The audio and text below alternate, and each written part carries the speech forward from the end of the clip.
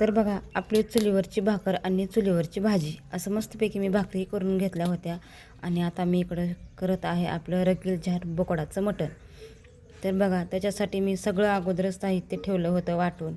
कोथिंबीर, अद्रक, लसूण, कांदा आणि खोबर.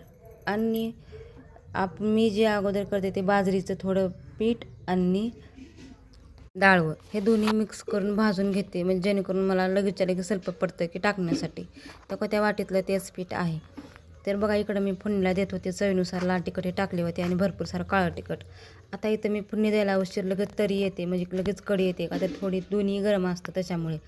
आणि खूप छान लागते.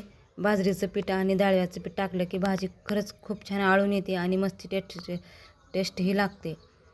तर बघा इथं मी सगळं करून घेतले होते. आता मला लगेचच्या लगे इथं कढी करून म्हणजे तरी येऊ द्यायची होती. आणि तोपर्यंत मी इकडं भाकरी वगैरे मला मोडून घ्यायच्या होत्या का तर वेळही झाला होता. आणि बघा टाकाय उशीर कशी त्याला तरी आली होती. आता साईडला जे काढून ठेवलं होतं ते खारं मटण होतं. आणि इकडं बघा तिखट मटण चवीनुसार मीठ टाकले होते का तर पाणी वाढवले होते.